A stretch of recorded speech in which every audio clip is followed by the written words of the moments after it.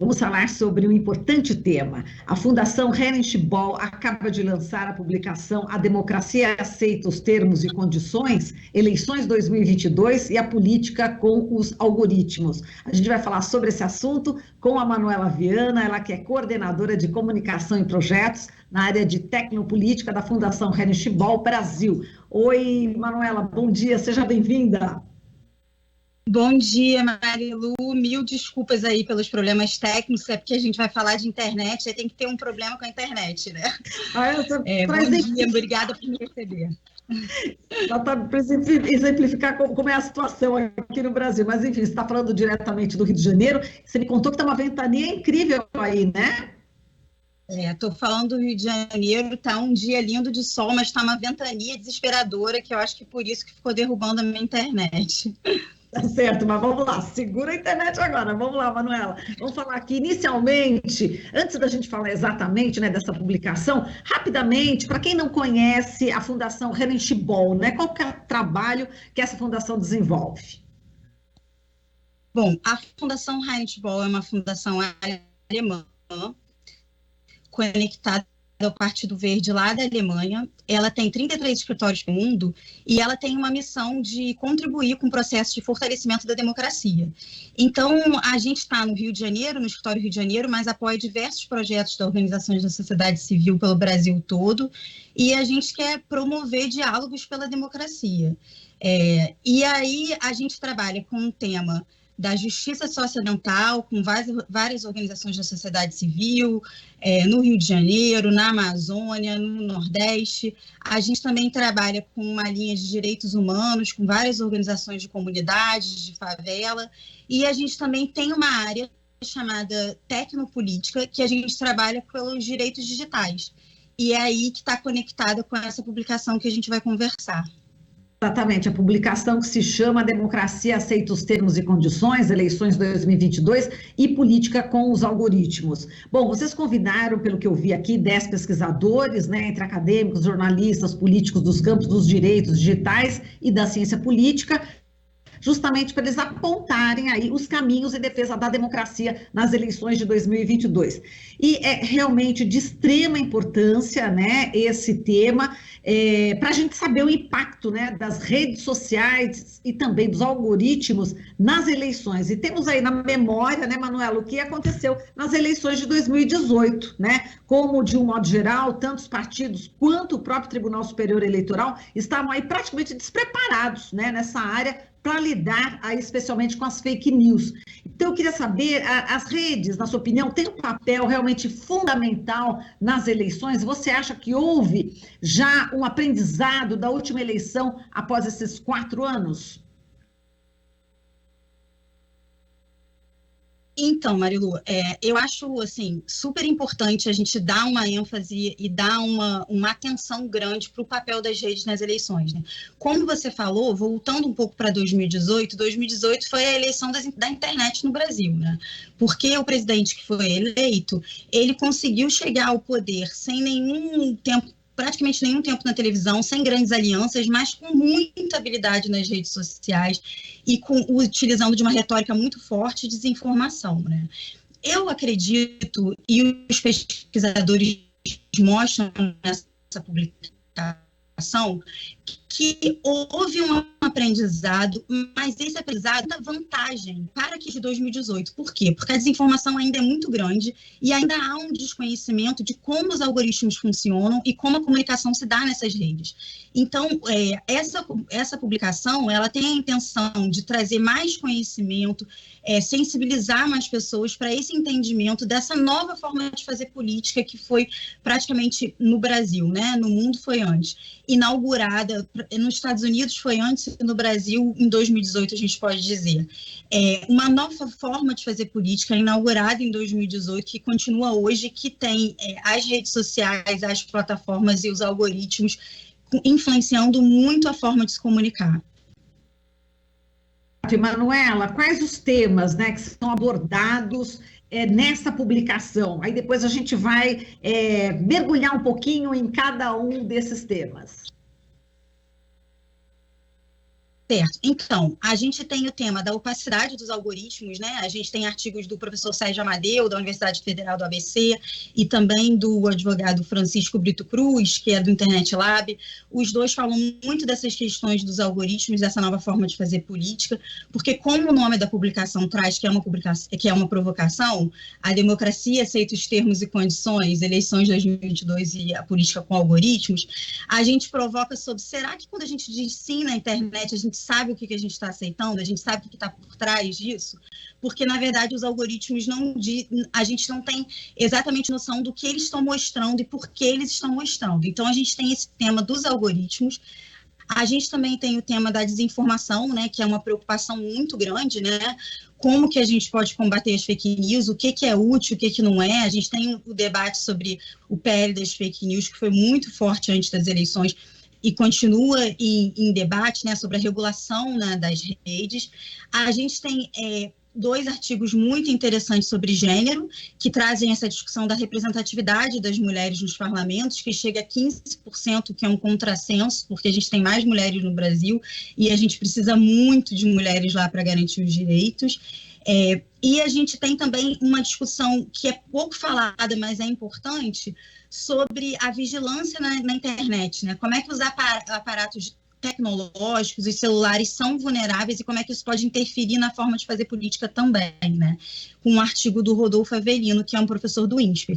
E ele também fala sobre essa questão que está muito em jogo, né, nessas eleições que podem ser consideradas uma das mais importantes do Brasil, que é essa questão da credibilidade do pleito, né, da internet, das urnas eletrônicas, né? O quanto isso de fato é seguro. Então, são muitos temas que estão em volta dessa questão dessa nova forma de fazer política com a internet. Exato. Agora, aqui pensando, né, aleatoriamente, aqui alguns desses participantes, né, da publicação, vamos destacar aqui o editor-chefe da agência Lupa, o Gilberto Scofield. Ele fala sobre o fenômeno da desinformação e ele justamente tenta responder a seguinte pergunta: por que as pessoas acreditam naquilo que querem acreditar, mesmo sendo mentira? A gente tem aqui nos chats também, viu, Manuela, pessoas, né, que insistem em colocar fake news, e eu faço questão exatamente de não falar, para não reproduzir, e elas parecem que acreditam mesmo nessas mentiras. Então eu queria que você falasse aí para essas pessoas, né, que insistem em acreditar em falsa informação. Então, desinformação é um processo dos nossos tempos, né? E a forma que as plataformas agem, a forma que os algoritmos funcionam, acabam disseminando mais essa desinformação, né? O próprio artigo do Gilberto já diz que não é um fenômeno novo, mas é um fenômeno que está intensificado, né? As pessoas acabam acreditando no que elas querem acreditar porque elas se identificam com aquela mensagem. Quando elas leem alguma coisa, elas se identificam automaticamente e elas têm vontade de replicar aquilo, porque é como se elas estivessem reforçando um pensamento que elas têm, né? Mas isso é muito complicado, ainda mais quando a gente fala de democracia, né? Porque o que está em jogo são os direitos das pessoas, né? Então, o Gilberto fala muito, defende muito o instrumento da checagem, que a Lupa, que é essa agência de checagem, faz muito bem há muitos anos, que é você contrapor aquela mensagem que pode ser uma opinião com os fatos mesmo, né? Com números, com evidências, e a Lupa faz muito isso, né?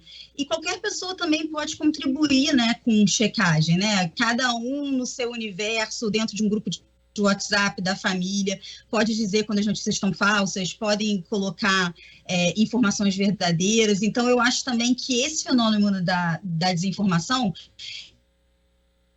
as pessoas podem criar o compromisso de combater a desinformação, né? E não reforçando um discurso de ódio ou uma raiva de alguém porque alguém está provocando a desinformação, porque muitas vezes não tem essa intenção de provocar o mal, e muito mais uma identificação com a mensagem, né? Uma outra coisa que o Gilberto fala é que esse fenômeno da desinformação, existe muito risco da gente querer combater esse problema complexo com respostas simples, né? Então, ele traz uma crítica ao PL das fake news, que apesar de importante, muitas vezes sugere caminhos que são muito simples, simplificam demais algo que é muito complexo. Então, ele fala muito dessa dualidade de você combater a desinformação com a checagem e com a educação midiática, né? Porque a gente tem que entender que as pessoas precisam aprender a lidar com a internet, né? Aprender a lidar com a desinformação e aprender que nem tudo que se fala na internet é verdade, né? Uma outra questão interessante da desinformação é que muitas vezes as pessoas se identificam porque elas recebem aquilo de um conteúdo de alguém que elas confiam, de um amigo, de uma pessoa que esteja na sua própria igreja, e por aí elas acreditam que é verdade por causa disso, porque elas têm confiança nas pessoas. Mas eu acho que é um problema complexo, mas que está sendo muito estudado, que a gente tem como trabalhar contra ele e se mobilizar contra isso. Agora, você falou das mulheres também, né? Tem uma luz aí jogando na questão da representatividade também das mulheres na política, né? Demonstrando como que a violência de gênero também é um impulsionador justamente para essa pouca presença, né, nos espaços de decisão, né, Mônica? E você está trazendo aí a Manuela Dávila, né, ex-deputada federal, e também a revista Asmina, né? Sim, sim. Eu considero esses artigos um dos mais interessantes mesmo da publicação, porque eles falam mesmo como a violência contra a mulher, a violência política contra a mulher, ela é um grande obstáculo para a representatividade das mulheres nos espaços de decisão de poder, né? Como você mesmo falou, né? Porque imagina só, você ser convidado para uma experiência que você sabe que pode ser dolorosa, que pode te colocar em risco, que pode colocar os seus entes queridos em risco também. Normalmente você não vai querer participar dessa experiência. E é exatamente isso que a gente faz quando a gente fala para as mulheres que elas precisam entrar na política. E a gente quer que elas entrem na política e a gente precisa das mulheres lá. Mas a violência é algo que atrapalha de verdade, né? A gente tem vários casos, né? A revista Asmina traz um pouco dos dados de uma pesquisa que eles fizeram, Monitora, que mostra como que as mulheres são muito atacadas. No online, isso reflete na vida real, no offline também, né? Está muito conectado. E como que essas mulheres acabam que se sentem amedrontadas por estarem nesse espaço, né? E a revista Asmina cita o caso da Manuela Dávila, que em 2020 foi a mulher mais atacada, e as mulheres são atacadas pela condição de mulher que elas têm, né? Pela aparência que elas têm, pela idade que ela tem, e não pelas propostas que elas colocam, né?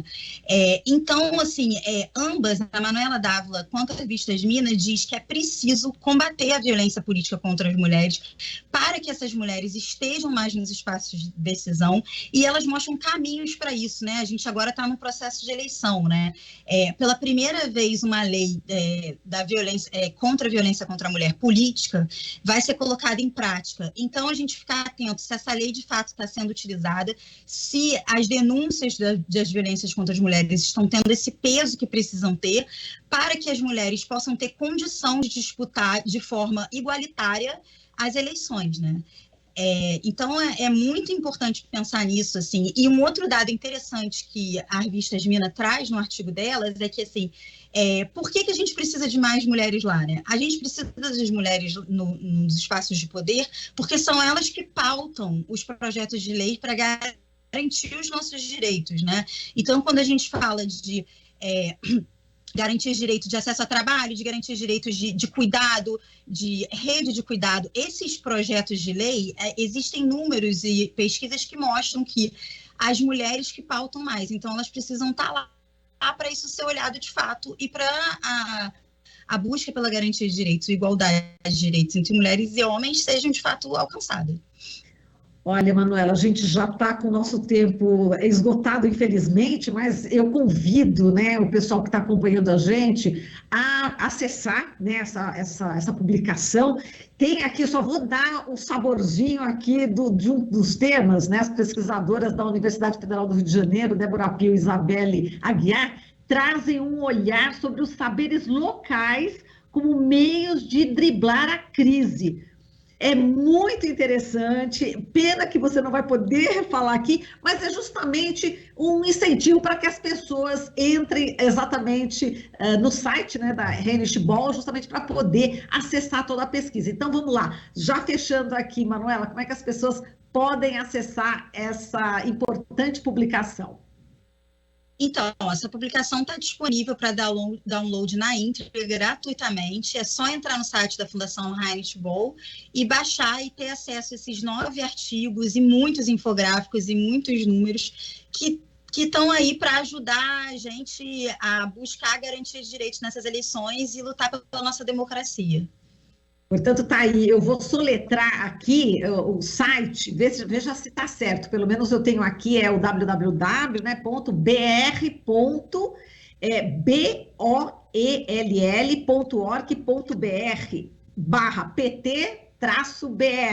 é isso. Isso mesmo, perfeito. Mas para facilitar, eu já vou passar o link aqui nos chats, tanto da Rádio Brasil Atual quanto da TVT, para facilitar aí o trabalho do pessoal. E depois a gente vai postar essa entrevista no setor de vídeos da Rádio Brasil Atual e da TVT, e eu vou colocar lá o link também para facilitar, né, os nossos queridos teleouvintes. Olha, Manuela, muitíssimo obrigada aqui pela sua participação, forte abraço, e a gente espera contar com você mais vezes aqui no jornal, viu? Super obrigada, desculpe aí os problemas da internet, obrigada mesmo, bom dia para todo mundo. Tchau, tchau. Bom dia, super tranquilo. Falamos aqui com a Manuela Viana, coordenadora de comunicação e projetos na área de tecnopolítica da Fundação Heinrich Böll Brasil. A democracia aceita os termos e condições da eleições de 2022 e a política com os algoritmos. Aqui você ouve as notícias que os outros não dão. Jornal Brasil Atual.